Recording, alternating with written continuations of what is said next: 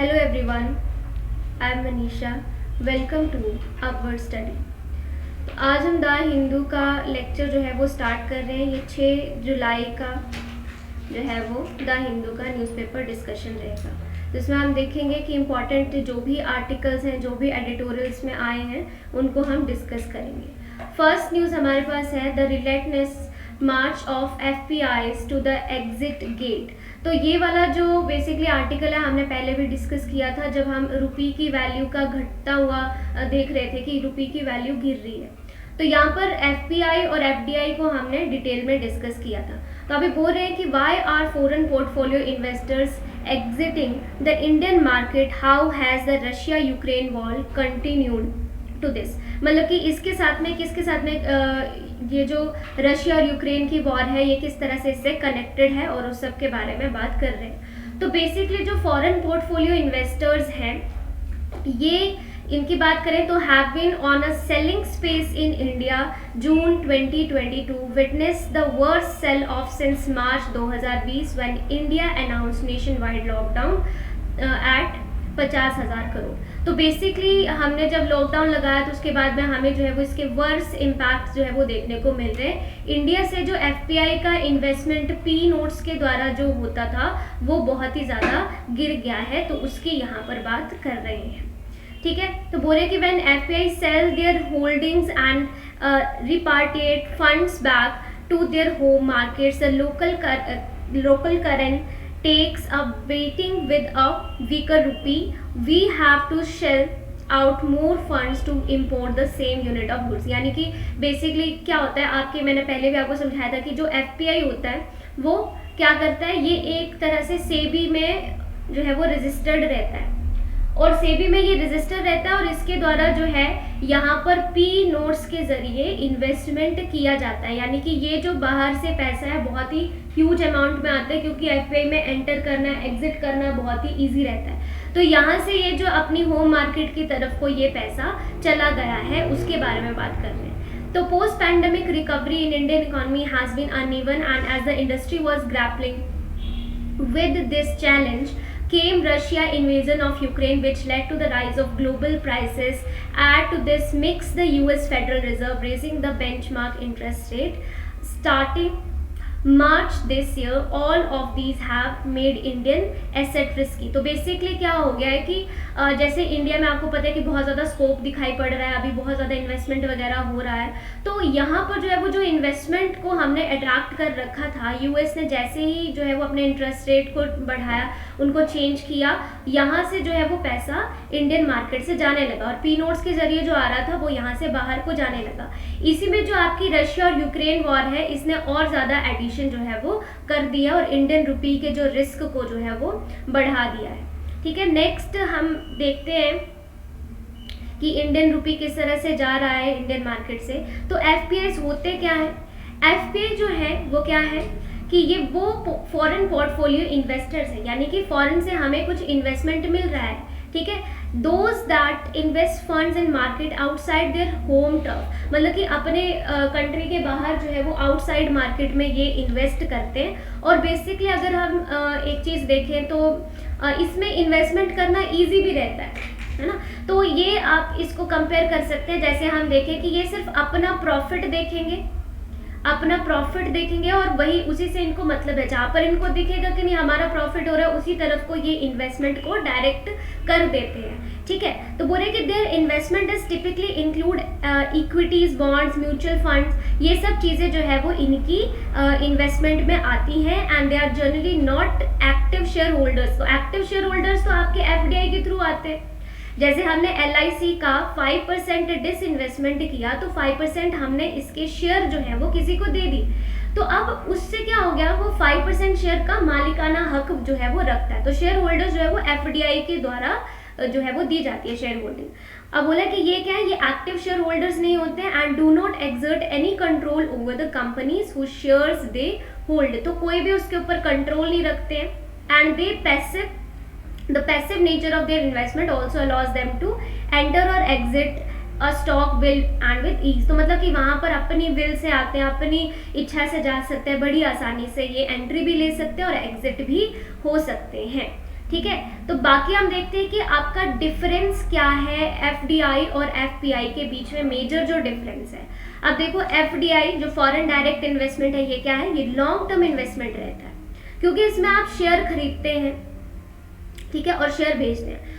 दूसरी बात करें एफपीआई की, तो ये आपका कैसा है, ये शॉर्ट टर्म इन्वेस्टमेंट रहता है, ठीक है। तो आपका जो एफडीआई रहेगा वो इन्वेस्टमेंट इन फिजिकल एसेट, यानी फिजिकल एसेट में यहाँ पर इन्वेस्टमेंट होता है, और यहाँ पर आपका फाइनेंशियल एसेट में जो है वो इन्वेस्टमेंट होता है। यहाँ पर हमें शेयर मिल रहे हैं जिसको हम फिजिकल एसेट बोल रहे हैं, यहाँ पर हम प्रॉफिट की बात करते हैं, पैसे की बात करते हैं, जो कि हमारे पास फाइनेंशियल एसेट रहता है। अब बोला कि इसका एम क्या है, इसका aim is to increase enterprise capacity to और प्रोडक्टिविटी और चेंज मैनेजमेंट कंट्रोल। अब देखिए अब ये मैनेजमेंट क्यों करेंगे, क्योंकि 5% इन्होंने ले लिया या कितना भी परसेंट, मान लो आपको पता है कि 51% अगर किसी कंपनी की शेयर होल्डिंग किसी के पास रहती है तो वो उस चीज का क्या बन जाता है, ओनर बन जाता है ना, मालिक हो जाता है।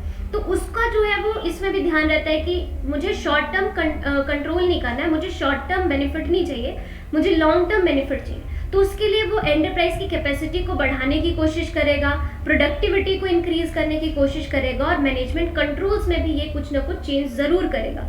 और इसको कोई लेना देना नहीं है एफपीआई को मैनेजमेंट से, क्या हो रहा है, क्या कैपेसिटी है, क्या प्रोडक्टिविटी, कुछ लेना देना नहीं है, बस कैपिटल अवेलेबिलिटी होनी चाहिए और वही इंक्रीज रहनी चाहिए। कैपिटल यानी पैसा, पैसा इनको चाहिए, दैट्स इट, अपना प्रॉफिट देखते हैं बस। अब बोला है कि it leads to technology transfer, access to markets and management inputs. अब यहाँ पर ये क्या करते हैं, टेक्नोलॉजी ट्रांसफर का काम करेंगे, जहाँ पर ज़रूरत होगी, है ना, वहाँ पर मैनेजमेंट इनपुट्स के लिए चीज़ें देखेंगे, ठीक है। तो लॉन्ग टर्म इन्वेस्टमेंट्स भी करेंगे, है ना, तो वो सब चीज़ें जो है वो यहाँ पर रहती है। और एफपीआई जो है वो सिर्फ कैपिटल इनफ्लोज में ही इनका इंटरेस्ट जो है वो रहता है। तो एफपीआई का रिजल्ट क्या होगा, कैपिटल इनफ्लो होगा, that's it. FDI flows into the primary market, ये प्राइमरी मार्केट में ही पूरा का पूरा फ्लो करता है, और on the other hand FPI flows in the secondary market. ये कुछ मेजर या कॉमन से डिफरेंस है, आपको इनको याद रखना है।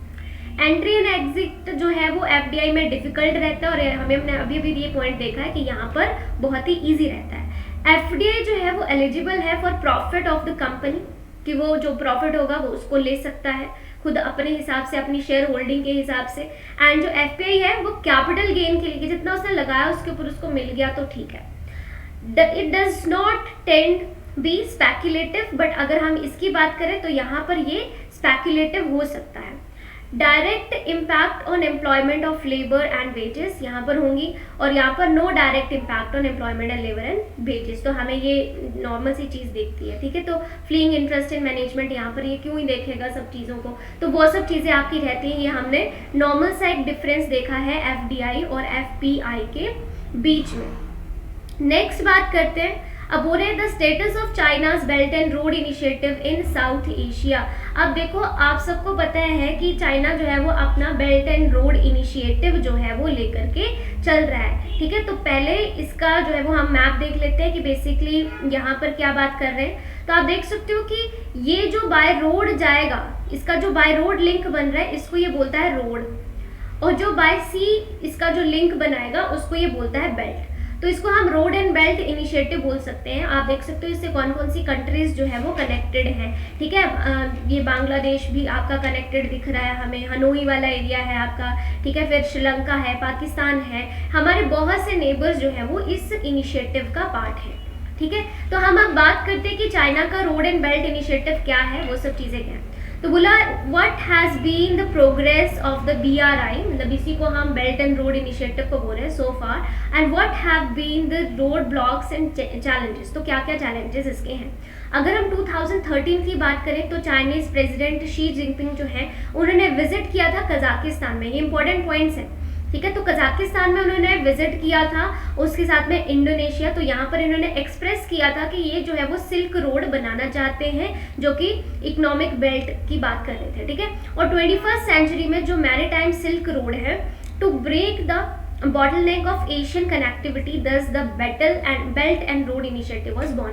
तो बेसिकली इन्होंने ये इनिशिएटिव लेकर के क्यों आए, ताकि ये पूरा का पूरा एशियन कनेक्टिविटी को वो सब चीज़ें कर सके। और वैसे भी इनका मेजर मोटिव है कि इंडियन ओशन में इनको एक्सेस मिले, ठीक है। ये जो रेड सी वाला एरिया है, बहुत ही क्रूशियल पॉइंट्स है, वहाँ पर भी इनको जो है वो एंट्री चाहिए। तो वो सब बातें यहाँ पर रहती हैं, क्योंकि स्ट्रेट ऑफ मलक्का का आप सबको पता है कि कितना इशू है। तो बोल रहे कि the biggest project under the BRI is in Pakistan. तो सबसे ज़्यादा कहाँ पर हो रहा है, ये पाकिस्तान में हो रहा है। और चाइना पाकिस्तान इकोनॉमिक कॉरिडोर, जिसे हम CPEC बोलते हैं, ओवर टाइम चाइना प्लेस्ड कि चाइना ने बोला कि मैं $62 बिलियन का जो है वो लो इंटरेस्ट लोन्स दूंगा and financing from Chinese state own banks to the Asian Development Bank. आपको पता है कि चाइना जो है वो क्या करता है, चाइना की पॉलिटिक्स ये रहती है कि जिनसे इनको फ़ायदा चाहिए उनको जो है वो बहुत ज़्यादा पैसा देते हैं, लोन देते हैं, और उसके बाद इतना ज़्यादा लोन दे देते हैं कि वो उसका इंटरेस्ट भी पे नहीं कर पाते। तो सेम कंडीशन पाकिस्तान और श्रीलंका के साथ में बनी हुई है। तो यहाँ पर इतना ज़्यादा चाइना इन्वेस्टमेंट कर देता है, तो यहाँ पर भी इन्होंने इन्वेस्टमेंट करने की बात की थी, और इन फ्यूचर जो है वो उनसे अपनी बातें मनवाता रहता है। अब बोला कि बांग्लादेश जो है, बांग्लादेश ने 2016 में इसे ज्वाइन किया था, और ये second highest belt road investment है चाइना में आफ्टर पाकिस्तान। तो पाकिस्तान में सबसे ज़्यादा इन्वेस्टमेंट करता है, और दूसरे नंबर पर ये बांग्लादेश में इन्वेस्टमेंट जो है वो करता है। और multiple studies show that Bangladesh has been able to benefit from BRI while maintaining diplomatic strategic ties with both India and China, and it has managed to not upset India by getting India to build infrastructure object and similar to the BRI country। यानी कि ऐसा नहीं है कि बांग्लादेश ने ना पूरा एक बैलेंस बनाया हुआ है इंडिया और चाइना के बीच में, कि ऐसा नहीं है कि सिर्फ चाइना के साथ में पाकिस्तान और श्रीलंका की तरह ही सारा इन्वेस्टमेंट कर दिया, और ऐसा कुछ नहीं है। इन्होंने इंडिया के साथ में भी अपने इन्वेस्टमेंट प्रोग्राम्स जो है वो चलाए हैं, और बहुत ही अच्छे से डिप्लोमेटिक टाइज इंडिया के साथ में भी बनाते हुए चला है, ठीक है। तो ये सब चीज़ें आपकी यहाँ पर बताई जा रही है। अभी हम बात करते हैं आपका कि ये न्यूज़ में क्यों है। तो स्टोरी ये है कि at recent concluded summit G7 leaders in Germany. आपको पता है कि G7 की मीटिंग अभी अभी जर्मनी में हुई, जिसमें जर्मनी ने इंडिया को जो है वो इनवाइट किया था, ठीक है। तो यहाँ पर ये अभी भी समिट हुई है G7 की। तो बोले कि US president Joe Biden has his allies unveiled the 6000 billion plan जो है वो यहाँ पर ये पूरा का पूरा करने वाले हैं। तो ये बोल रहे हैं कि partnership for global infrastructure and intelligence की बात कर रहे हैं, जिसके बारे में हमने पहले भी डिस्कस किया था कि ये पूरा आपका जो है वो ट्रांसपेरेंट रहने वाला है। चाइना की तरह ऐसा नहीं करेंगे कि चाइना जो है जैसे अपने बेल्ट एंड रोड इनिशिएटिव में क्या करता है, बोल देता है कि इतना इन्वेस्टमेंट करेंगे, ये सब चीज़ करेंगे, पर वो सब चीज़ें जो है वो क्लियर नहीं करता। चाइना अपनी मनमर्जी हमेशा करता रहता है। तो यहाँ पर ये क्या बोल रहे हैं कि उसमें क्लैरिटी हम रखेंगे। तो ये partnership for global infrastructure and intelligence जो है, ये चीज़ कहाँ से निकल के आई, तो इसका जन्म हुआ G7 से, यानी कि यहाँ पर जो बाइडेन ने ये बात जो है वो निकाली, यहाँ से निकल के आया। और बात करें ये किसको काउंटर करने के लिए, तो चाइना के बेल्ट एंड रोड इनिशिएटिव को काउंटर करने के लिए लेके आया। अब बोल रहे हैं कि ये जो है valued $1 trillion by some experts, and therefore there is a need to revisit the various project under BRI in different South Asian countries की। पूरा इनको देखना पड़ेगा, बहुत ही ज़्यादा चीज़ें अनक्लियर है। चलिए कुछ बातें देख लेते हैं हम ये रोड एंड बेल्ट इनिशिएटिव की। तो यहाँ पर क्या बोल रहे हैं कि 2015 में पाकिस्तान में जो विजिट हुआ शी जिनपिंग का, उसमें क्या बोले कि पाकिस्तान के जो प्राइम मिनिस्टर नवाज शरीफ थे, इन्होंने अनवील किया BRI का flagship project and it's biggest on the single country and China economic corridor. तो चाइना पाक, जिसको हम CPEC बोलते हैं, तो CPEC यहाँ से जो है वो निकल करके आया था 2015 में। अब बोले कि ओवर टाइम चाइना ने बोला $62 बिलियन का लो इन्वेस्टमेंट इंटरेस्ट लोन जो है वो हम प्रोवाइड करेंगे, ठीक है, और from Chinese state own banks and ADB से, ठीक है।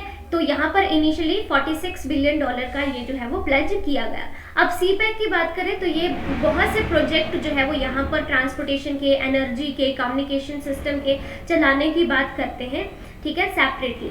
अब पाकिस्तान पर्सपेक्टिव से हम चीज़ों को देख रहे हैं अभी तक, ठीक है। तो बोले कि ये जो CPEC है, CPEC at the centre CPEC was $700 million development of the city, कहाँ पर, गवादर में, जिसको स्मार्ट पोर्ट सिटी बनाने की बात कर रहे थे। तो गवादर में जो पाकिस्तान में ये पोर्ट बनाने की बात कर रहे थे, जिसको बोला जाएगा, जिसको हम बनाएंगे सिंगापुर ऑफ पाकिस्तान, ठीक है। तो ये सब ये बातें कर रहे थे। अब गवादर जो है वो आपको पता है बहुत ज़्यादा स्ट्रैटेजिकली इंपॉर्टेंट है, क्योंकि यहाँ से जो है वो इनको ईरान से जो है या ओमान से जो है वो एक्सेस मिल सकता है। तो 2050 तक बोल रहे हैं कि हम 1 मिलियन जॉब्स भी क्रिएट करेंगे। ठीक है, इतने ज़्यादा जो है वो इन्होंने वादे किए हैं पाकिस्तान को। साथ में बोल रहे हैं कि गवादर के जो रेजिडेंट है उन्होंने प्रोटेस्ट करना शुरू कर दिया, क्योंकि जो भी इन्होंने प्रोमिस किए वो तो एक तो निभाए नहीं। दूसरा क्या है कि बोल रहे हैं कि जो भी इन्होंने फोर्स वगैरह डिप्लॉय की चाइनीज नेशनल्स को प्रोटेक्ट करने के लिए, बलूच नेशनल्स पर अटैक वगैरह का भी आपको पता है कि स्टोरी है कि यहाँ पर जो पाकिस्तानी है उन्होंने जो है वो सुसाइडल बॉम्ब्स वगैरह से भी इन पर अटैक्स वगैरह किए हैं। तो ये पूरा का पूरा प्रोटेस्ट अब चाइना के खिलाफ में चल रहा है। उसके बाद बोल रहे हैं कि अदर मेजर प्रोजेक्ट्स आर कौन से हैं, जैसे कि ओरांग लाइन मेट्रो है, कोल पावर प्लांट्स है to tackle energy and shortage of main line 1 rail project from Peshawar to Karachi. तो ये भी इनके कुछ प्रोजेक्ट जो है वो चल रहे हैं। और कोल प्लांट्स भी यहाँ पर बात कर रहे हैं जिसको मैनेज करेगी Chinese firm ended improve the power of situation in Pakistan.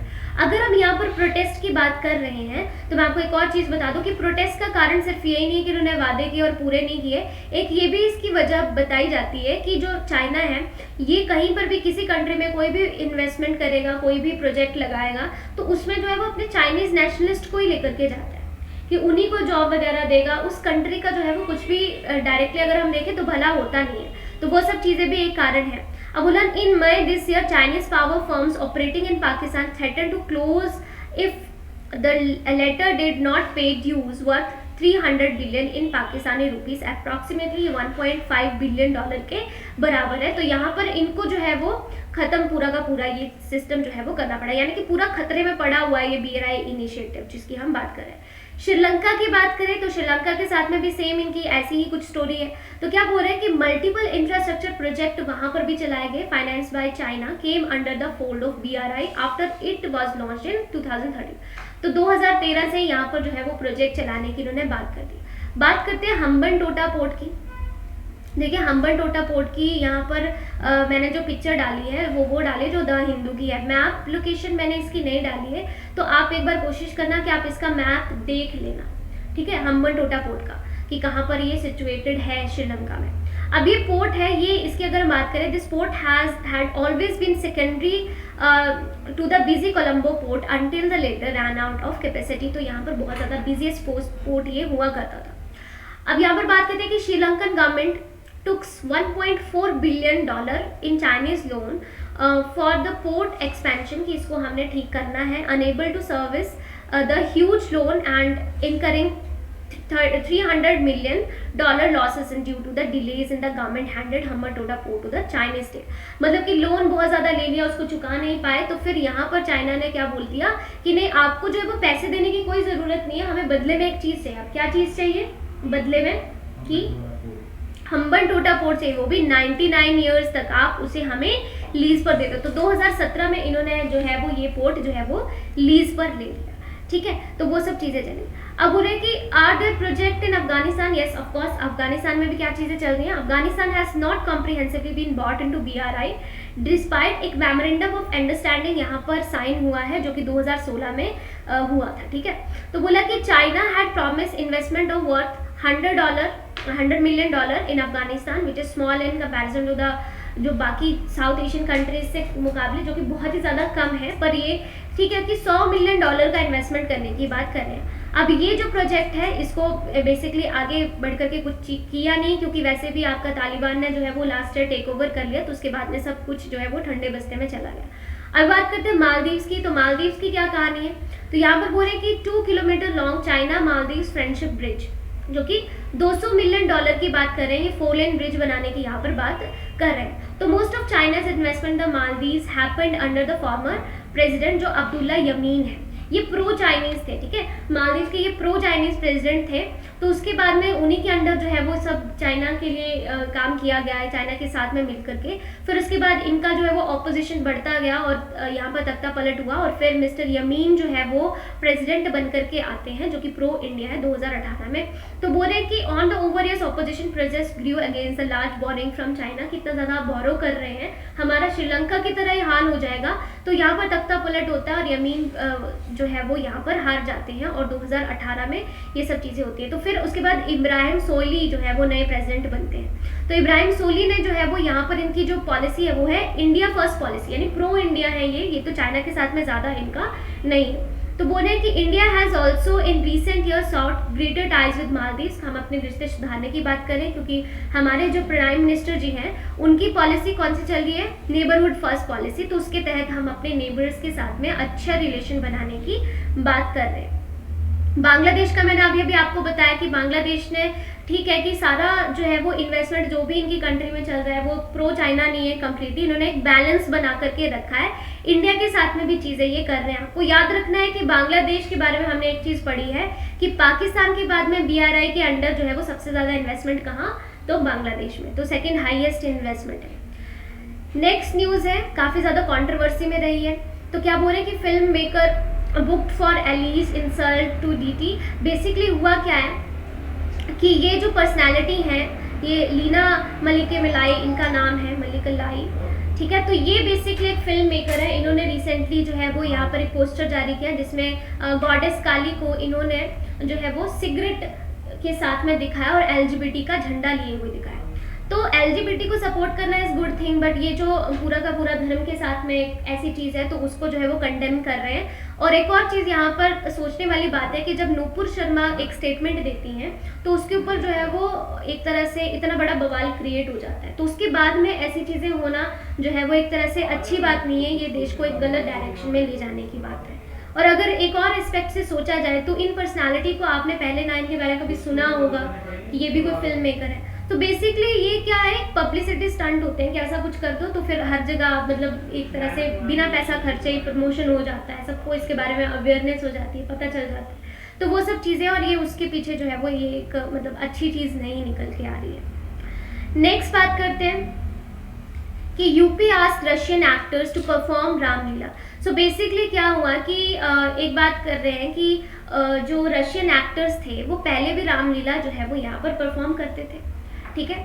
तो उसके बाद में यहाँ पर हुआ क्या है कि जैसे कोविड-19 आया तो उसके बाद में ये सब बंद हो गया और अभी दोबारा से जो है वो बोला गया है इनको कि रामलीला में आप परफॉर्म करें, तो वो सब चीज़ें, एक छोटा सा न्यूज़ था ये। नेक्स्ट बात करते हैं कि Sweden Finland sign protocol to join NATO, await ratification. अब बेसिकली क्या हुआ है कि स्वीडन और फिनलैंड ने ये यूक्रेन वॉर के डर से मतलब इनके ऊपर अटैक नहीं हो जाए इसलिए इन्होंने नाटो ज्वाइन कर लिया है और अब इनको जो है वो मतलब इसमें एंट्री मिल गई है और टर्की ने भी इनका जो है वो स्वागत किया है, तो वो सब चीज़ें आपको यहाँ पे देखने को मिलेंगी, ठीक है।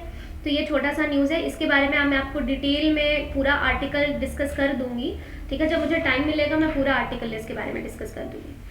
नेक्स्ट बात करते हैं कि China backs Pak in opposing G20 meeting in Kashmir. ये तो होना ही था।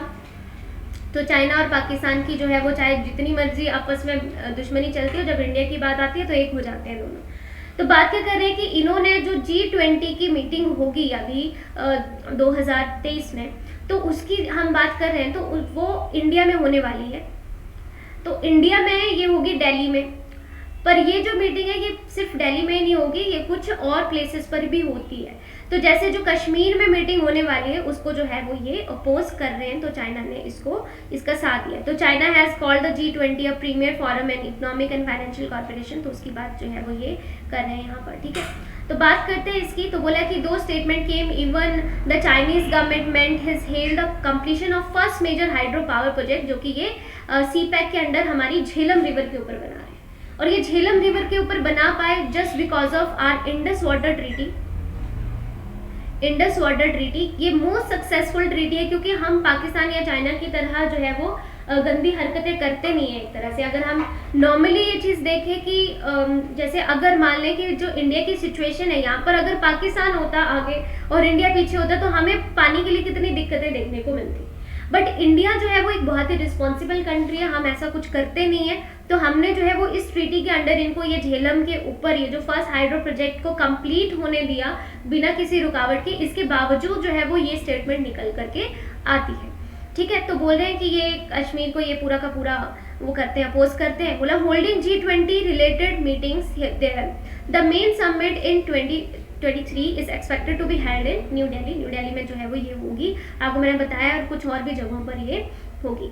नेक्स्ट बात कर रहे हैं कि एडिटोरियल से आर्टिकल है, बोल रहे हैं कि Indian aviation needs a strong and steady Tailwind, यानी कि बोलने की बात कर रहे हैं कि जो आपका इंडियन एविएशन सेक्टर है, राइटर बोल रहे हैं कि आप उसमें इम्प्रूवमेंट क्यों नहीं कर रहे हैं, आप उसमें भी इम्प्रूवमेंट कीजिए। तो बड़ा इंटरेस्टिंग सा आर्टिकल है, इसके बारे में कुछ चीज़ें जान लेते हैं। तो बेसिकली बोल रहे हैं कि आज से अगर हम 4 डेकेड पीछे की बात करें तो हमारे पास जो टीवी हुआ करता था, आपने अपने पापा मम्मी से कभी बात करके देखना, दूरदर्शन चला करता था, एक ही चैनल हुआ करता था, है ना।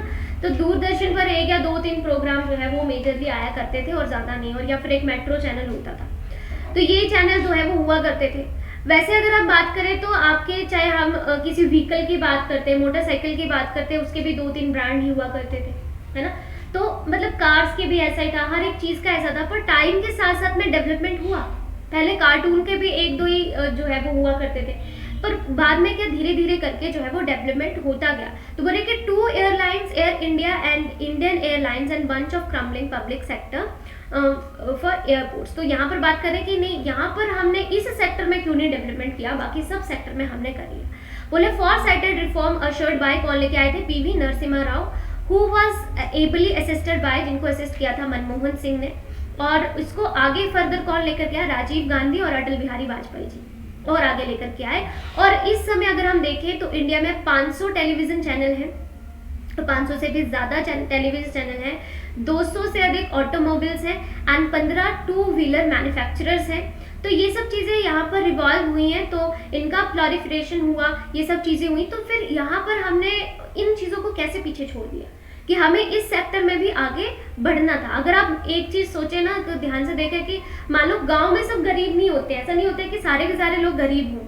आपके पास गांव में एक ऐसा आदमी भी दिखेगा जिसकी लाइफ बहुत ही अच्छे से बढ़िया से चल रही है, पर वो इंसान को क्या है कि वो कभी उसने जो है वो बाय एयर कभी उसने ट्रैवल नहीं किया होगा। क्यों? क्योंकि एसेस नहीं है ना, वो कहाँ पर जाएगा, जहाँ पर वो जाएगा उस एरिया में ऐसा कुछ डेवलपमेंट है ही नहीं, है ना। तो उस सब चीज़ों की बात यहाँ पर कर रहे हैं। तो बोले कि reforms that opened up the aviation sector in 1991 and ended the licence raj and monopoly of the Indian Airlines and India charge the sector.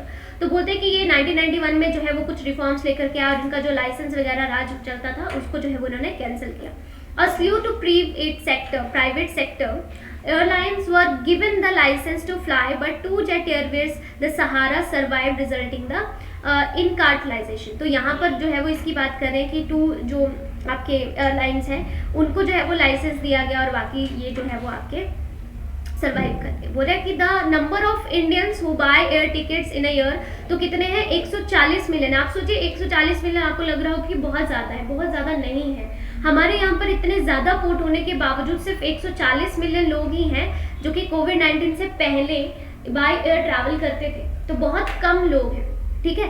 तो अगर इसका इतने ज़्यादा मेजर जो है वो एयरपोर्ट्स होने के बावजूद इतने कम लोग बाय एयर ट्रैवल कर रहे हैं, तो ये डेटा बहुत ही ज़्यादा कम है। जबकि बाकी फॉरेन कंट्रीज़ में तो इतना आपके किसी लोकल एयरपोर्ट पर भी आपको देखने को मिल जाएगा जो कि बहुत ही स्मॉल स्केल का है, ठीक है। तो बोल रहे हैं कि here is India's aircraft act 1934 जो है and aircraft act rules 1937 through the are frequent, और उनमें कोई भी टेक्नोलॉजी की तरह से या मतलब टेक्नोलॉजिकल एडवांसमेंट नहीं हुआ जिस तरह से होना चाहिए था ताकि पैसेंजर का अल्टीमेटली ग्रोथ हो सके, ऐसा कुछ हुआ ही नहीं। तो उस सब चीज़ों की यहाँ पर बात की जा रही है। नेक्स्ट आर्टिकल है हमारे पास कि centre ask state to boost paddy sowing. तो बेसिकली बोल रहे हैं कि पैडी का जो सोइंग है उसको आप इंक्रीज कीजिए, तो सेंटर ने ऐसा क्यों बोला है, चलिए देख लेते हैं। तो बोल रहे हैं कि at a conference of state food ministers on food and nutrition security in India, जो कि ट्यूसडे को हुई, मतलब पिछले कल, तो उसमें ये जो है वो सेंटर ने बात बोली है कि आपको पैडी की सोइंग को इंक्रीज करना होगा, ठीक है। तो बोले कि union minister of food and public distribution Piyush Goyal, इन्होंने बोला कि international demand for rice and wheat had increase. तो इंटरनेशनल डिमांड जो है वो राइस और व्हीट की क्या हो गई है, इंक्रीज हो गई है, और इन्होंने स्टेट को बोला है कि आप खरीफ सीजन की जो पैडी है उसको आप इंक्रीज करिए, उसकी की ज़्यादा से ज़्यादा पैदावार हो। तो सेंटर के डेटा के अनुसार paddy has been sown on 43.45 lakh hectares till July 1, which is 27.05% less than the 59.56 lakh hectares during the corresponding period of 2021, ठीक है। तो यहाँ पर इसकी बात कर रहे हैं कि ये यहाँ पर कम है। तो we request the state to increase the sowing of rice, ये मिस्टर पीयूष गोयल ने जो है वो ये बात जो है वो बोली है, ठीक है। तो यहाँ पर इसकी पैदावार को बढ़ाने की बात कर रहे हैं। इसी के साथ में कुछ रैंकिंग भी निकल के आई, NFSA रैंकिंग यानी नेशनल फूड सिक्योरिटी एक्ट के तहत जो एक रैंकिंग निकल के आती है उसमें उड़ीसा ने फर्स्ट रैंक किया है for the implementation of NFSA जो है वो एक्ट को इम्प्लीमेंट करने के लिए सबसे आगे कौन रहा? उड़ीसा रहा। उत्तर प्रदेश और आंध्र प्रदेश जो है वो सेकंड एंड थर्ड रिस्पेक्टिवली रहे। अच्छा, उसके बाद में जो पीयूष गोयल ने ये भी बताया कि स्पेशल कैटेगरी स्टेट्स में त्रिपुरा फर्स्ट रहा, हिमाचल प्रदेश सेकंड एंड सिक्किम जो है वो थर्ड रहा। ठीक है, तो ये सब चीज़ें जो है वो यहाँ पर निकल के आई। आपको पता है कि हिमाचल प्रदेश स्पेशल कैटेगरी का इसको जो है वो स्टेटस मिला हुआ है। ठीक है, तो ये आपका हालत है। बात करते हैं खरीफ और राबी क्रॉप्स की, आप सबको आइडिया होगा इसके बारे में। तो खरीफ क्रॉप्स जो है वो जून में जो है वो सो की जाती है, उनको हार्वेस्ट नवंबर में किया जाता है। राबी क्रॉप्स की बात करें तो नवंबर में बोई जाती हैं और हार्वेस्ट मार्च में की जाती है। खरीफ क्रॉप्स जो है वो ह्यूज अमाउंट ऑफ वाटर इनको चाहिए होता है, तभी तो ये हम जो है वो बरसात के टाइम में ज़्यादा करके लगाते हैं, जैसे राइस हो गए। ठीक है, पैडी, मेज, मिलेट्स, जूट, शुगर केन, ये इसके एग्जाम्पल हो गए। राबी क्रॉप्स की बात करें तो इनको कम पानी की ज़रूरत है, तो कोल्ड कंडीशन में भी ये ग्रो कर सकती हैं, जैसे wheat, tobacco, pulses, mustard and linseed और ग्रेन्स वगैरह, ये सब चीज़ें आपकी यहाँ पर रहती हैं। ओके, तो ये टॉपिक आपको क्लियर हो गया। अभी बात करते हैं नेक्स्ट। अब हो रहा है कि Modi and Xi may meet amid the busy diplomatic calendar. तो ये SCO का मीटिंग होने जा रहा है, शांघाई कोऑपरेशन ऑर्गेनाइजेशन का, कहाँ पर? उज्बेकिस्तान में सितंबर में इस ईयर होने जा रहा है। तो SCO के बारे में कुछ चीज़ों के ऊपर बात कर लेते हैं। तो बेसिकली क्या बोला, यहाँ पर आप देख सकते हो कि SCO के मेंबर्स कौन कौन है। ठीक है, एक चीज़ देखना कि यहाँ पर तुर्कमेनिस्तान इसका मेंबर नहीं होगा। ठीक है, तो मेंबर कौन कौन से? Mongolia, China, India, Pakistan, Tajikistan, Kazakhstan, Iran, Uzbekistan, Kazakhstan हो गया, रशिया हो गया। तो ये सब जो है वो SCO के मेंबर्स आ जाते हैं। मेंबर स्टेट्स के साथ साथ में यहाँ के मेंबर स्टेट्स आ गए, यहाँ के ऑब्जर्वर स्टेट्स आ गए। कौन कौन से? Afghanistan, Belarus, Iran and Mongolia. इनको जो है वो कौन सा स्टेटस मिला हुआ? ऑब्जर्वर स्टेटस जो है वो मिला हुआ है। और मेंबर्स ये आ जाते हैं आपके China, Kazakhstan, Kyrgyzstan, Russia, Tajikistan, Uzbekistan, India and Pakistan. India, Pakistan और चाइना, कमाल की बात है, तीनों ही जो है वो इसी का पार्ट है। इसके अलावा डायलॉग मेंबर्स एंड गेस्ट जो है वो इनको आप देख लेना थोड़ा।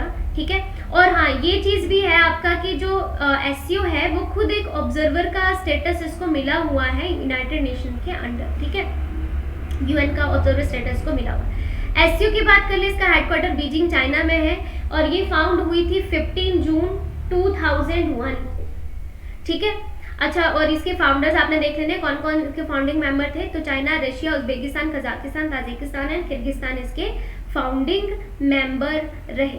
ठीक है, नेक्स्ट आपके पास न्यूज आता है कि centre to soften punitive steps in environment cases. आप देखिए एनवायरमेंट केस की अगर हम बात करते हैं तो यहाँ पर एक एक्ट आपका है, एनवायरमेंट प्रोटेक्शन एक्ट। ठीक है, इस एक्ट की बात करें कि ये एक्ट रियलिटी में बोलता क्या है। ये एक्ट बोलता है कि अगर कोई एनवायरमेंट प्रोटेक्शन एक्ट को वायलेट करता हुआ दिख गया तो उसको 5 साल तक की जेल हो सकती है या 1 लाख तक का जुर्माना हो सकता है या फिर दोनों हो सकते हैं, या फिर अगर वो वायलेट करना कंटिन्यू रखता है तो उसको 5,000 रुपए डेली बेसिस पर जुर्माना हो सकता है।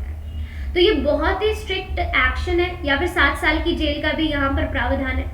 तो बेसिकली एक चीज बताई जा रही है, बोले जा रहे हैं कि अगर मान लो किसी ने EPA एक्ट का जो है वो वायलेशन किया है, बट उसने ऐसा वायलेशन नहीं किया है कि किसी जानवर की जान को खतरा हो गया यहाँ पर, है ना। तो यहाँ पर ये खतरे वाली बात नहीं है। तो यहाँ पर बोल रहे हैं कि आप जो है वो ये चीज़ ना करें कि इतना ज़्यादा स्ट्रिक्ट उसके साथ में हो जाए, इनको थोड़ा सा रिलैक्स कीजिए। इस केस में अगर किसी की डेथ नहीं हो रही है या किसी की जान को कोई नुकसान नहीं हो रहा है तो तब तक आप इसको थोड़ा रिलैक्स कर सकते हैं। तो वो चीज़ बोलने की बात की जा रही है जो कि एक स्टेप रहेगा। ओके, तो आज का द हिंदू का डिस्कशन हम यहीं पर ख़त्म कर रहे हैं। ठीक है, आपको ये सारे आर्टिकल समझ में आए होंगे और इनका आप साथ साथ में रिवीजन करते रहिए। मैं कोशिश करूँगी कि आपको मैं आंसर राइटिंग के कुछ टॉपिक्स दूँ ताकि आपकी जो आंसर राइटिंग है वो भी इम्प्रूव हो सके। Thank you.